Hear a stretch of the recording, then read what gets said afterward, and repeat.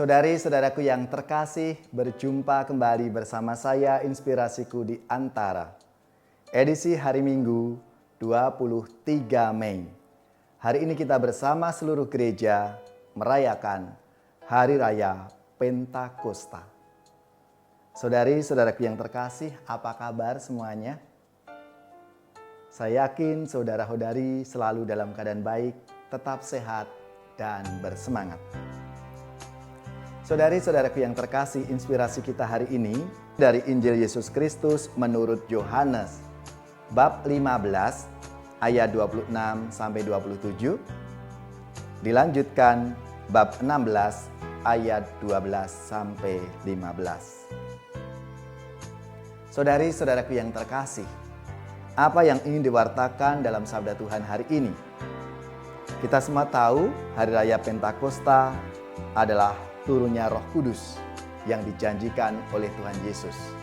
Maka liturgi hari ini menggunakan warna merah. Yesus menganugerahkan Roh Kudus kepada para murid-Nya dan selanjutnya kepada gereja. Roh Kudus adalah penolong lain yang berasal dari Bapa, yang berbeda dengan Allah Bapa dan Putra dalam pribadi, tetapi satu hakikat dalam Allah Tritunggal. Roh Kudus inilah yang tetap menyertai kita semua, murid-murid Kristus, dan membimbing kita semua ke dalam ajaran dan karya Kristus. Roh Kudus meyakinkan dunia tentang kebenaran, tentang dosa dan hukum-hukuman.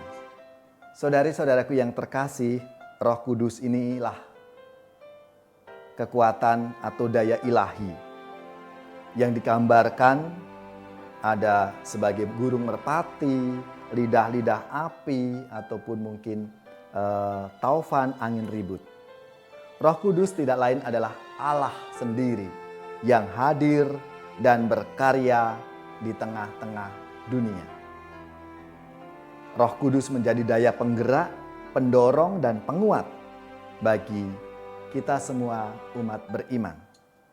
Dan Roh Kudus yang membuat kita mengenal dan percaya kepada Yesus Kristus. Sehingga membuat kita ini lalu tergerak untuk melaksanakan apa yang ditugaskan oleh Yesus kepada kita semua. Saudari-saudaraku yang terkasih, lalu apa yang bisa kita wujudkan dalam sabda Tuhan hari ini? Roh Kudus menjadi kekuatan bagi kita. Maka ini menjadi jaminan bagi kita dan menjadi kekuatan bagi kita. Sehingga kita bisa melaksanakan apa yang diajarkan oleh Tuhan itu karena bimbingan Roh Kudus. Maka kita harus mengenali gerak-gerak roh itu dalam diri kita. Dan yang paling tidak harus kita kenali adalah gerakan roh itu selalu hal yang baik, yang positif, membuat hati kita tenang, damai, dan nyaman. Itulah gerakan atau karya Roh Kudus dalam diri kita.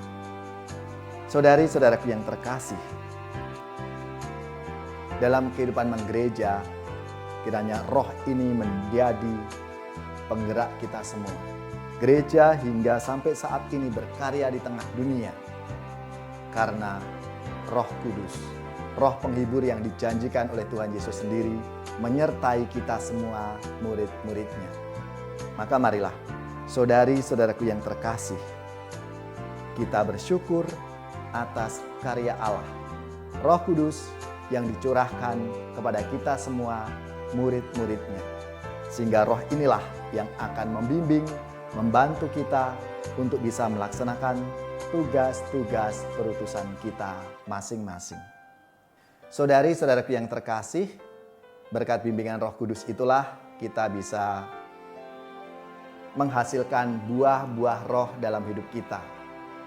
Kita semua tahu buah-buah roh itu selalu hal-hal yang baik, sukacita, damai sejahtera, kemurahan hati, mengampuni, dan hal-hal positif lainnya. Maka marilah kita semua mewujudkan gerakan-gerakan Roh Kudus ini dalam hidup kita, supaya semakin banyak orang mengalami bimbingan, dan terang Roh Kudus di dalam hidupnya. Saudara-saudariku yang terkasih, demikianlah inspirasiku di antara edisi hari Minggu 23 Mei, Hari Raya Pentakosta.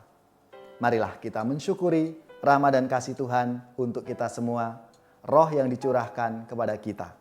Dan kita siapkan hati kita untuk menerima berkat Tuhan.